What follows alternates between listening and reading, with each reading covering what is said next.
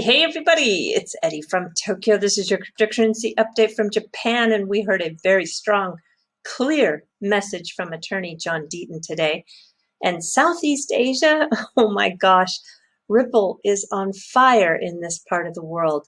And do you remember Calvin Lee? He was leading Ripple's effort in the Asia Pacific region. What happened to him? Well, I did a little bit of research. I'm going to share that with you. And Interledger, it's working its magic again, and this time in gaming. And Flare Finance, well, the beta is going to resume, but wow, you won't believe the price they got for their NFT.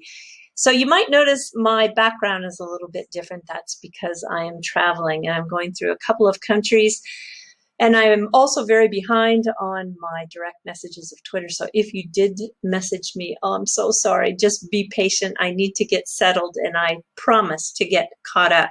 All right, the entire market cap, its size is about 1.9 trillion. I think we're going to go over 2 trillion in the next 24 hours because the momentum is very strong. And the Bitcoin dominance, yeah, it's a little bit weaker than usual. It's sitting at around 56%. Because we've got a lot of volume that is flowing into other projects.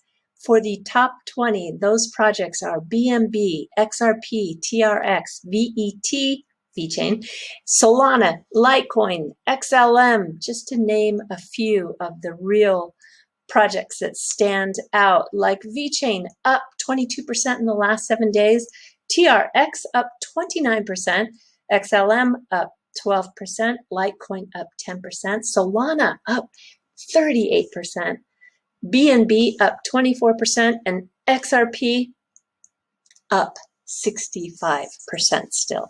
So continuing to untether from Bitcoin, it's really wonderful. Now for the SEC, they have hung their hat on a very strange hook. They want people to think that the holders of XRP are in some sort of contract with the company Ripple. It's just absurd. Today, John Deaton was on an interview with Angie Lau of Forecast News. She is such a great interviewer. And it was uploaded on Twitter, which I'll share with you in the link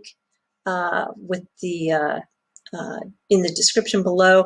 I think this is one of the best interviews I've seen John in. I want to play this portion for you. And there are people that simply saw a new asset class developing, and they decided to diversify in that asset class and said, you know what I'm going to do? I'm going to take a certain amount of money, and I'm going to buy the top 3 or the top 5 market cap cryptocurrencies. And they've never heard of Ripple. They've never heard of the CEO or the chairman, and that's all they did. And so I'm shocked that the government has not come out and declare affirmatively, no, we're not claiming that XRP is an unregistered security. We're only claiming the way that Ripple sells it, markets it, is a security. And if they would come out and classify that and make that distinction, me and my 11,000 people that I know I represent and I'm speaking for would go about our business and not try to be involved in this. But until the SEC makes that distinction, we're going to fight. We're going to fight.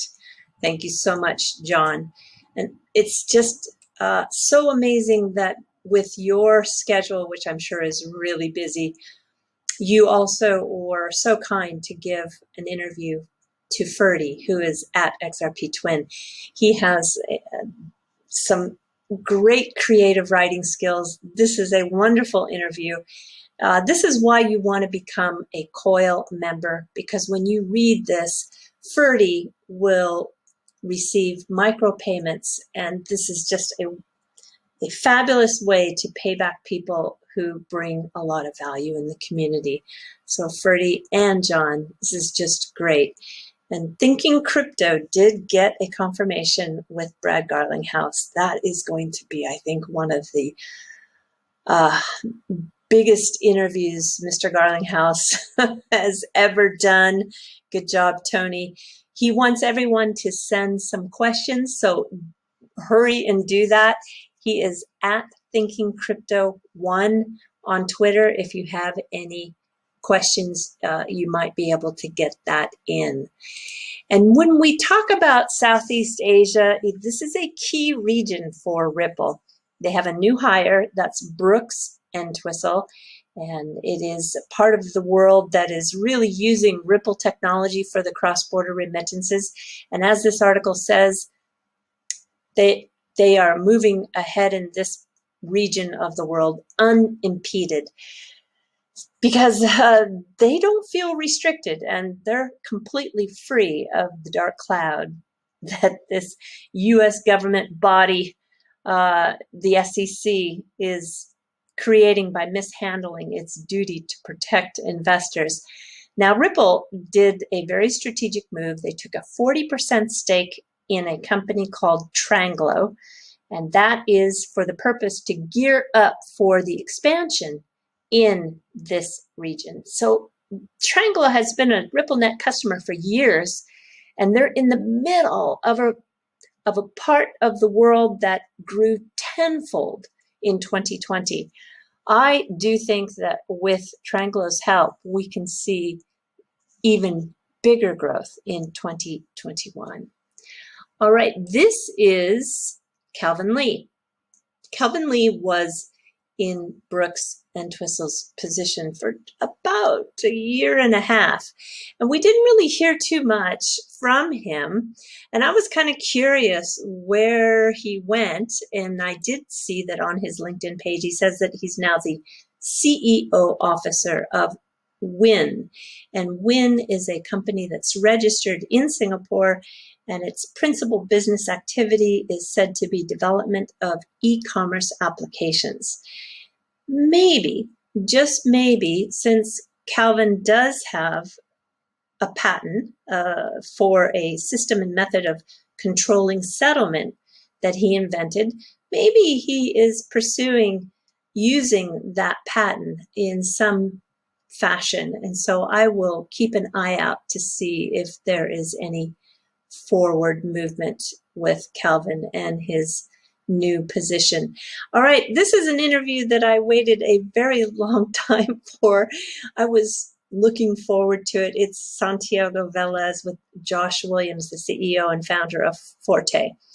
And what is so amazing is that if you are one of the 3 billion people who play a game every month, your world is going to change big time.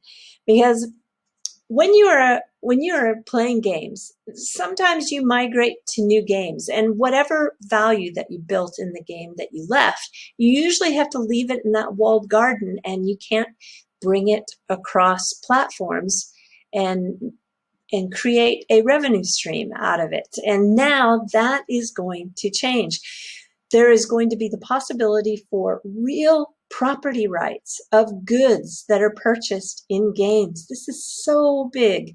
Blockchain allows for a global database to create real economies, not only for the players, but also for the developers. And when Santiago talked about his daughters who play a game called Robots, I think it is, they were discussing very diligently of whether or not a trade of 2 dogs for a dragon was a good trade or not. So being digital natives, they weren't even thinking about going into fiat. They were thinking that if they were to give up their 2 dogs for a dragon, was that a good trade? And they believe, of course, if they execute on a trade, that has value. They had to give up something to get that dragon. And if they grow up and move on to a new game, it is maybe possible for them in the future to take that dragon and bring it out into an ecosystem and provide a trade or a sale that will give them some return based on real fiat that they spent when they were playing that game. That is why this is so big. You talk about changing the world for 3 billion people a month in that same fashion. That is just huge. So Forte is using the Ethereum virtual machine to do the smart contracts, and also under the hood is Interledger. So the developers don't have to be blockchain experts.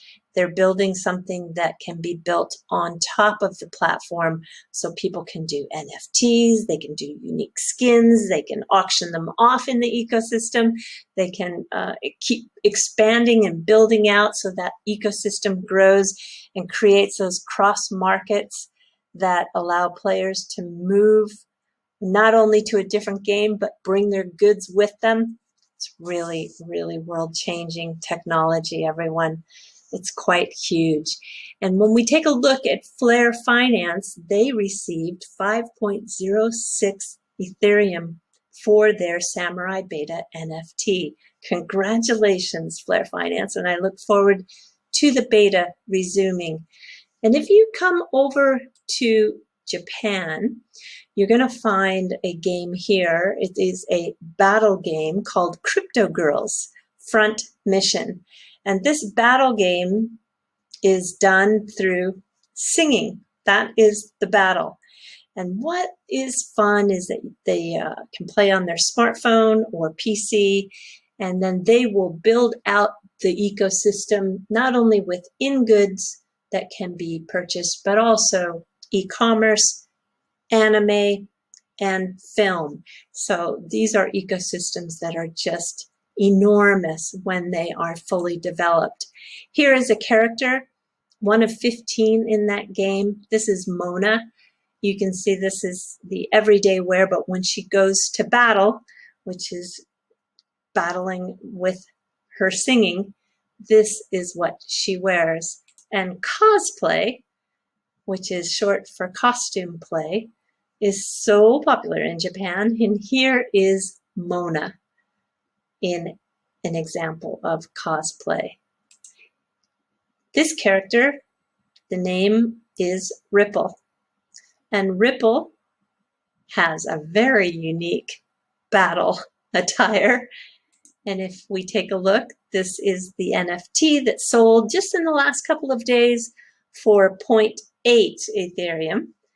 And if we take a look at the cosplay, there is the example of that character, Ripple.